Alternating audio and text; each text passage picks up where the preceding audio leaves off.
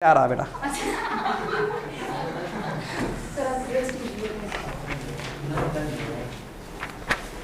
देखिए, सबसे पहले हम लोगों को आव्यूह की सहायता से समीकरण को हल करना होता है। समीकरण को हल करने का मतलब है x और y के मान निकालने हैं। क्या करने हैं? x और y के मान निकालने हैं। x और y के मान निकालने के लिए कई विधियां होती हैं जो हम लोग कक्षा 7 से लेकर कक्षा 8, कक्षा 9, कक्षा 10 में पढ़ते हैं, और अब हम लोगों को इंटर में दोबारा से वही समीकरण हल करने हैं। लेकिन इस बार जब x और y के मान निकालने हैं तो किसी और विधि से नहीं, इंटर में जो हमारे चैप्टर है उसी के विधि से यानी आव्यूह विधि से निकालना है। आव्यूह विधि से किसी भी समीकरण के हल चाहने होते हैं, यानी x के मान चाहने होते हैं, x, y, z के, तो उसको कैसे निकालते हैं? सबसे पहले दो समीकरण का क्वेश्चन को लगाएंगे। दो समीकरण मतलब दो अज्ञात राशि, तीन समीकरण मतलब तीन अज्ञात राशि। क्योंकि आपने छोटे क्लास में पढ़ा होगा, दो अज्ञात राशियों को ज्ञात करने के लिए कम से कम दो समीकरण की जरूरत पड़ती है, जबकि तीन अज्ञात राशि को ज्ञात करने के लिए कम से कम तीन समीकरणों की जरूरत पड़ती है। उसी प्रकार एग्जाम्पल नंबर 1 देख लेते हैं। एग्जाम्पल नंबर 1 है जिसमें दो समीकरण दिए गए हैं। अब देखिए यहाँ पर 2x प्लस 5y बराबर 1 है और 3x प्लस 2y बराबर 7 है। ये दिया गया है। ये दो समीकरण दिए गए हैं। इन दो समीकरणों में हमारे पास ये समीकरण दिए गए हैं। सबसे पहले हम क्या करते हैं, इन दोनों समीकरणों को आव्यूह समीकरण के रूप में लिखने पर, क्या समीकरणों को आव्यूह समीकरण के रूप में लिखने पर, समीकरणों को आव्यूह समीकरण के रूप में लिखने पर, पहले क्वेश्चन में हम ऐसे विधिवत क्वेश्चन भाषा लिखेंगे और फिर शॉर्ट में लिख देंगे आव्यूह समीकरण। समझ गए ना? पेपर में आपके पास एक क्वेश्चन आएगा तो वहाँ पर पूरी थ्योरी आपको ऐसे चिपका देनी है। समझ गए ना? तो समीकरणों को आव्यूह समीकरण के रूप में लिखने पर, अब ये आव्यूह समीकरण होता क्या है? आव्यूह समीकरण जो होता है वो होता है ax बराबर b। क्या होता है? ax बराबर b। ये याद कर लीजिए, याद कर लिया, x बराबर b।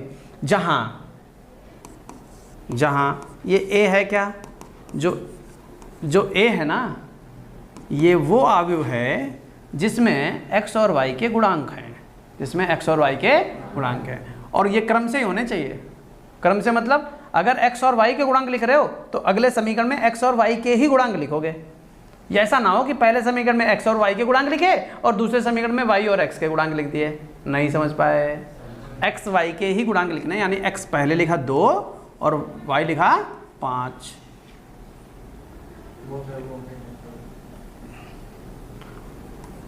कहाँ बैठी है? नीचे। कहाँ दिख रहे तुमको? अरे चली गए होंगे। अरे कहाँ बैठी है?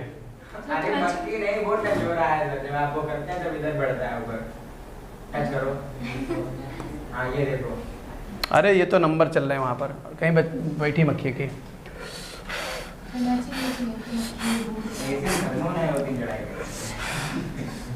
झिलमिला रही, अभी बैठी कुछ कर रही है।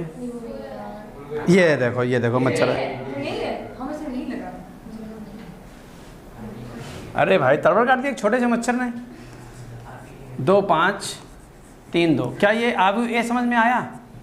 आव्यूह ए समझ में आया? आव्यूह ए क्या है? चरों के गुणांक। और आव्यूह एक्स क्या है? आव्यूह एक्स जो है वो x और y है। और बी, आव्यूह बी क्या है? इन समीकरण के जो अचर पद हैं, वो अचर पद कितना है? 1 और 7। बोलो, क्या इतनी बात समझ में आ गई? क्लियर है बिल्कुल? अब क्या करना होता है, हमें x बचाना होता है। आव्यूह a को उधर भेजेंगे तो आप डायरेक्ट याद कर सकते हो कि a इधर गुणे में, उधर a बटे में जाएगा। a अगर बटे में जाएगा तो वो a इन्वर्स कहलाएगा जब ऊपर जाएगा, यानी a उधर काहे में जाएगा? a इन्वर्स में जाएगा। और a इन्वर्स में जाएगा फिर तो हमें a इन्वर्स की वैल्यू चाहिए होगी, तो हम भैया चालू करने वाले हैं यहाँ पर ए इन्वर्स लगाना। ए इन्वर्स लगाने के लिए सबसे पहले हमें क्या चाहिए होगा, सारणिक ए। अच्छा एक बात और सिखाएंगे यहाँ पर, सारणिक ए पहले निकाल लेते हैं। 2 5 3 2, 2 दूनी 4, 5 तियाँ 15, 4 में से 15 गए -11। बोलो क्या ये -11 सबको समझ में आया? अब बेटा सारणिक ए का मान 0 तो आया नहीं है, तो क्या लिखेंगे? चूंकि सारणिक ए नॉट इक्वल टू 0 इसलिए ए इनवर्स संभव है। और याद रहे समीकरण दो प्रकार के होते हैं, संगत और असंगत। संगत समीकरण, असंगत समीकरण। एक्सरसाइज में आपको संगत असंगत मिलेगा।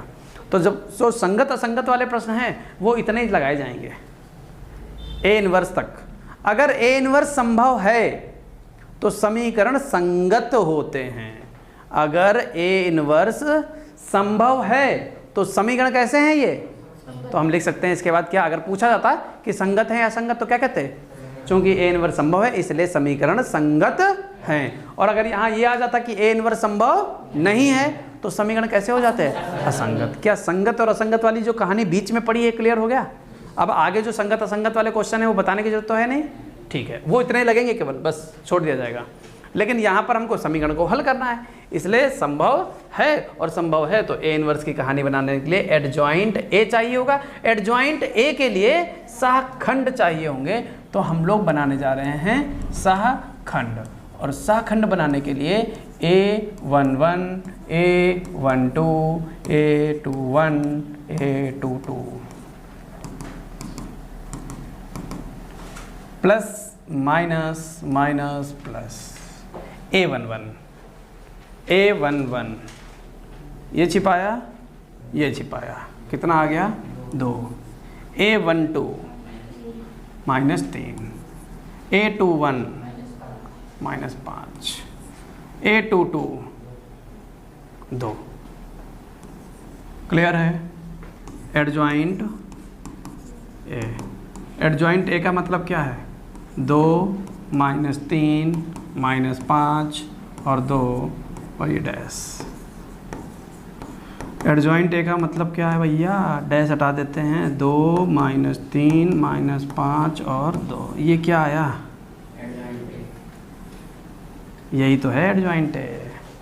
लेकिन हमें एडजॉइंट ए नहीं चाहिए, हमें क्या चाहिए? A inverse.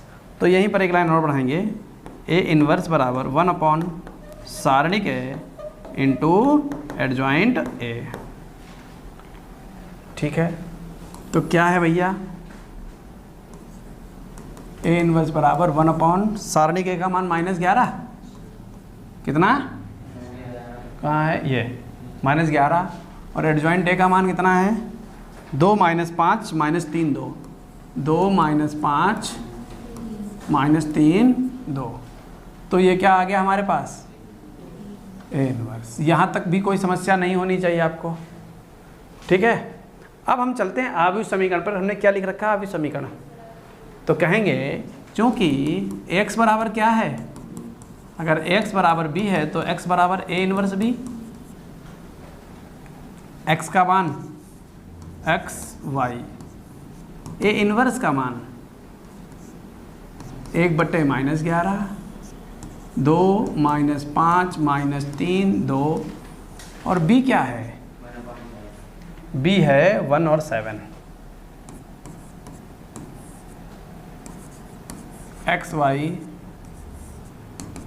-1/11 इस पड़े के इस खड़े में 2 1 कम 2 7 5 35 -35 प्लस का 2 -33 -3 7 दूनी 14, 14 में से 3 गए 11। बस x और y आव्यूह में 11 3 33 3 11 1 कम 11 -1। अतः x बराबर y बराबर 1 की -1। लग गया क्वेश्चन? क्या आई बात समझ में? नोट कर लीजिए फटाक से।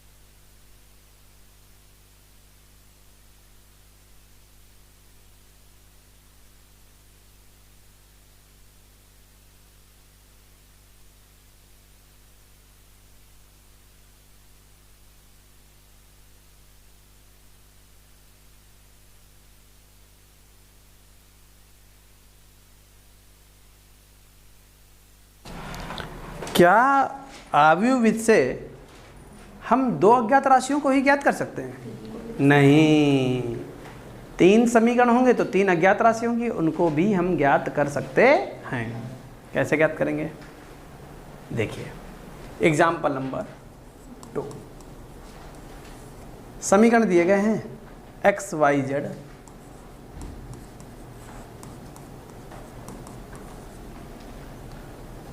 X minus y plus Z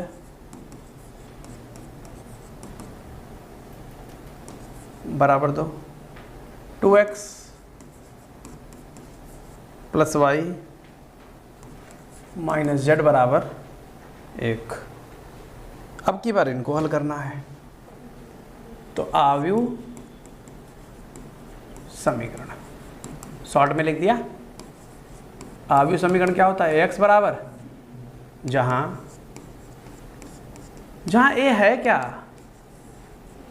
1 1 1 1 minus 1 1 2 1 minus 1। पूछो पूछो पूछो पूछो पूछो, ये किसको नहीं समझ में आया? सबको समझ में आ गया? अब x बताओ कितना है? एक्स वाई जेड, और b कितना है? 6 2 1। हमें चाहिए a इनवर्स, और a इनवर्स के लिए पता नहीं a इनवर्स जिंदा भी मतलब संभव है भी कि नहीं है। तो a इनवर्स अगर संभव होगा तो हमें सारणिक a पता करना पड़ेगा। तो लिखेंगे सारणिक a, सारणिक a बराबर 1 1 1 1 माइनस 1 1 2 1 माइनस 1 हैं। बिना फीस जमा करने वाले आ जाते हैं इसमें। ये देखो आएंगे, छट फीस नहीं जमाता हूँ, आएंगे बेटे पढ़ाने लगे बोर्ड पर। अच्छा भैया, यहाँ से विस्तार कर रहे हैं R1 से, R1 से विस्तार, R1 से विस्तार करेंगे तो 1 ये छिपाया 1 माइनस 1 माइनस 1 ये छिपाया माइनस 1 माइनस 2 प्लस 1 ये छिपाया 1 माइनस माइनस प्लस 2। क्लियर है? ये तो हो गया 0, ये हो गया माइनस 3 और 3, ये हो गया 3 3 3 6। यहाँ तक बताओ किसी को कोई समस्या हो? क्या लिखेंगे? चूँकि सारणिक है नॉट इक्वल टू 0, इसलिए a इनवर्स संभव, a इनवर्स संभव है तो तैयारी जीत की। साखंड A11 A12 A13 A21 A22 A23 A31 A32 A33।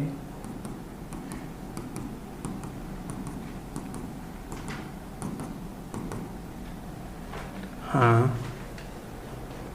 Clear? अब क्या करेंगे? A11 ये छिपाया 1 माइनस 1 0। A12 ये छिपाया माइनस 1 माइनस 2 माइनस 3। A13 ये छिपाया 1 प्लस 2 3। A21 ये छिपाया माइनस 1 माइनस 1 माइनस 2। A22 ये छिपाया माइनस 1 माइनस 2 माइनस 3। A23 ये छिपाया 1 माइनस 2 माइनस 1। A31 ये छिपाया 1 और 1 2। A32 ये छिपाया 1 0। A33 minus 1 minus 1 minus 2।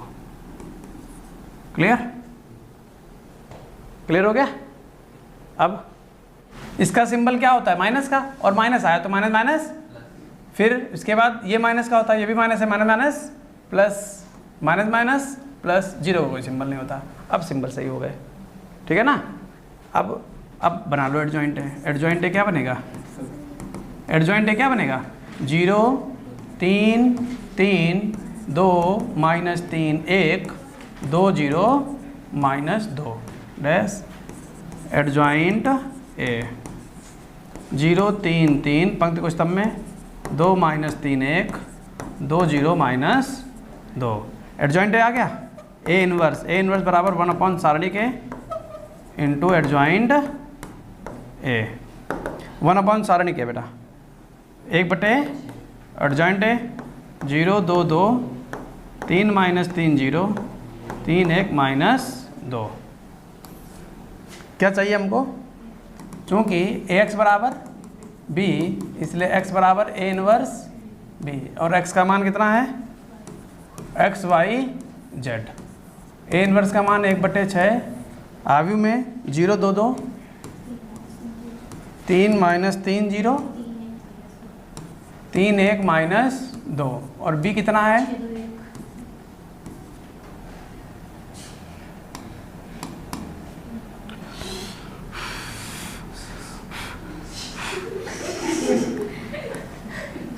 तुम ताई से भूख मार रहे हो जैसे झिंगुर इंगुर हो। हाँ 6 2 1।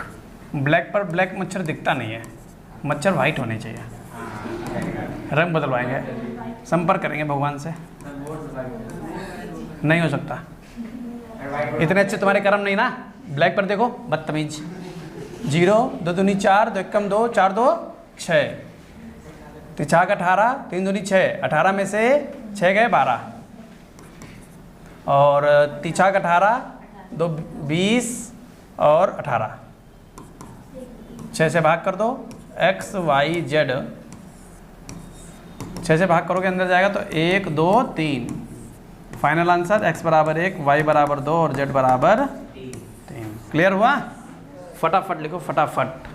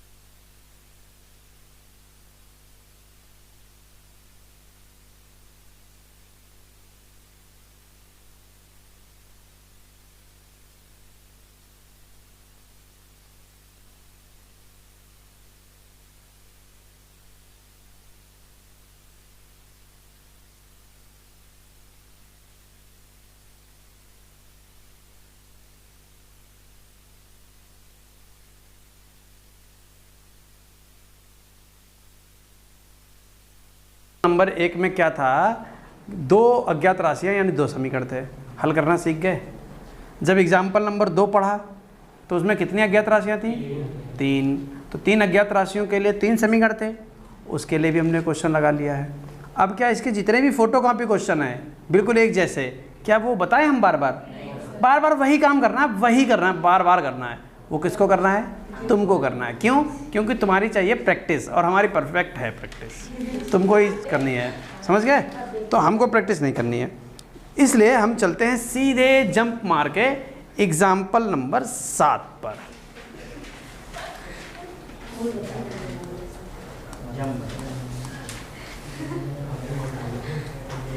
हंस लो बेटा, क्या है उसमें? हम समझ, अरे समझ रहे हैं, हाँ समझ गए। एग्जाम्पल नंबर 7 में कह रहा है कि 3 संख्याओं का योग 6 है। 3 संख्याओं का योग कितना है, 6। यदि हम तीसरी, अब पहले 3 संख्याएं मान लो, माना पहली संख्या x, दूसरी संख्या y, तीसरी संख्या z। तो x plus y plus z बराबर 6। क्लियर हुआ?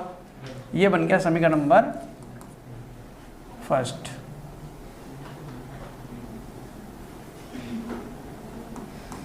ये बन गया समीकरण नंबर 1। यदि हम तीसरी संख्या को 3 से गुणा करके दूसरी संख्या में जोड़ दें, यदि हम तीसरी संख्या को 3 से गुणा करके दूसरी संख्या में जोड़ दें, दूसरी संख्या में जोड़ दें 3 से गुणा करके तीसरी संख्या को। क्या क्लियर है कि नहीं? फिर से पढ़ो। यदि हम तीसरी संख्या को 3 से गुणा करके, तीसरी में 3 से गुणा कर दें, दूसरी संख्या में जोड़ दें, दूसरी में जोड़ दिया, तो हमें 11 प्राप्त होता है। कितना प्राप्त होता है? समीकरण नंबर 2। क्लियर हुआ?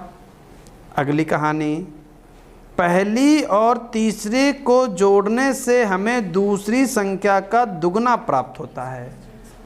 कह रहा है पहली और तीसरे को जोड़ने पर, पहले को और तीसरे को जोड़ने पर दूसरी संख्या का दुगना प्राप्त होता है। दूसरी संख्या का दुगना प्राप्त होता। कहाँ दुगना प्राप्त हुआ? यहाँ। लेकिन दोनों को बराबर करने के लिए दूसरी संख्या को दोगुना कर दें, दोनों बराबर हो जाएंगे। हाँ या ना? फिर से रिपीट कर रहे हैं इस लाइन को।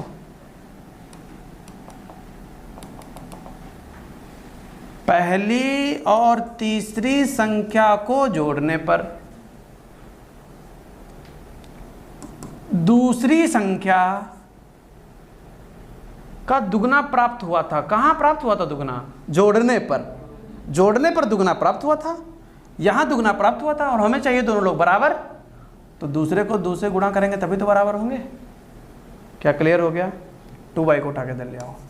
x minus 2y plus z बराबर 0, समीकरण नंबर 3। अब वो लोग पूछ लो जिनको समझ में नहीं आया, कौन सी क्वेश्चन इसमें समझ में नहीं आई?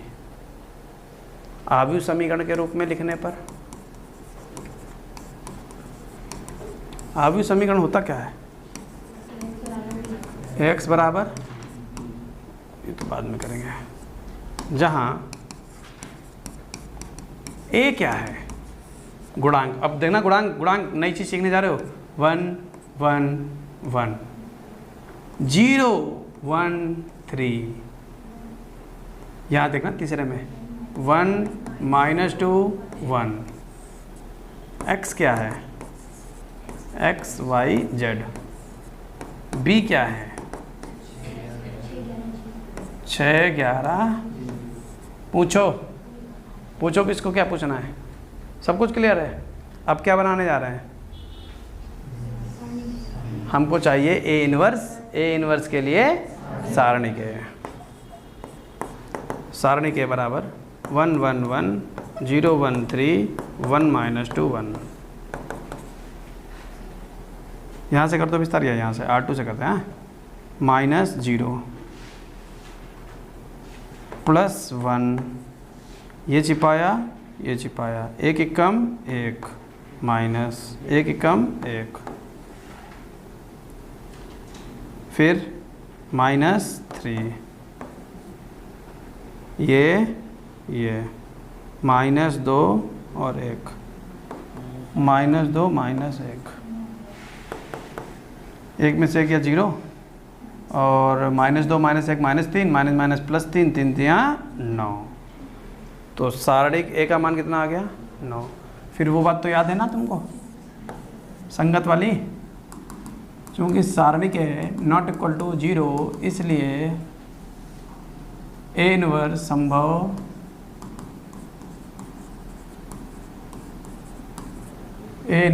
है। ए इनवर्स क्या है?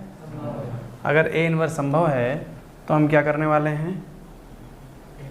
ए इनवर्स निकालेंगे। ए इनवर्स के लिए एडजॉइंट है, एडजॉइंट के लिए शाखंड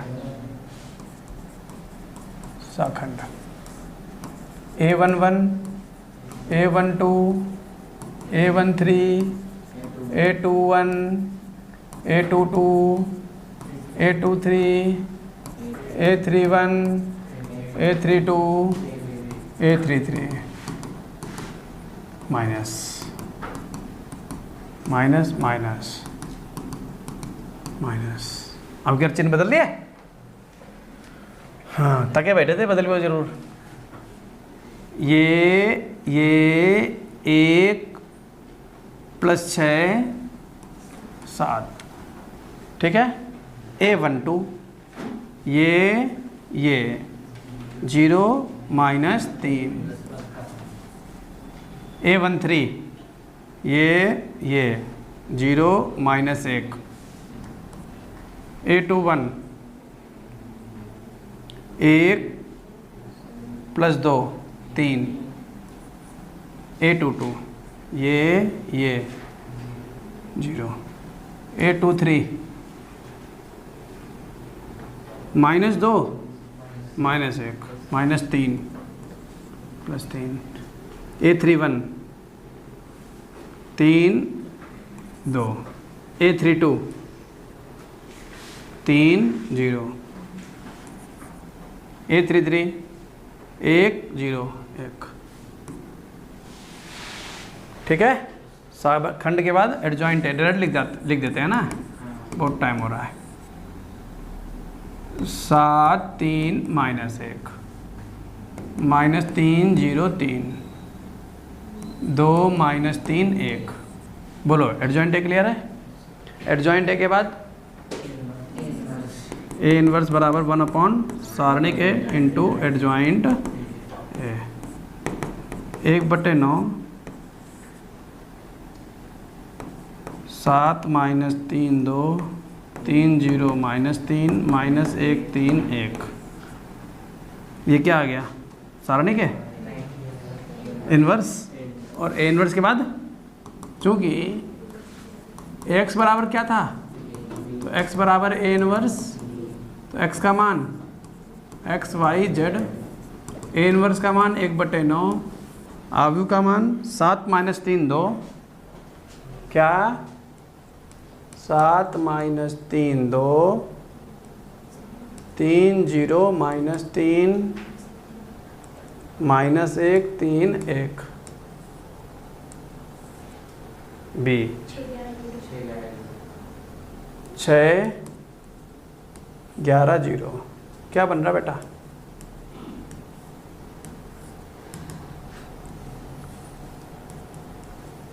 एक 1/9, ठीक है। अब 1/9 के बाद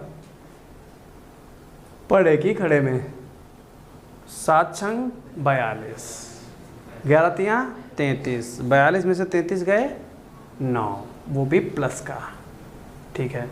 त्रिचाक 18 0 -6 11 तियाँ 33, 33 में से 6 चले गए 27। बस x y z 9 अंदर भेजोगे 1 2 3, अतः x बराबर 1, y बराबर 2, z बराबर 3। सारे एग्जाम्पल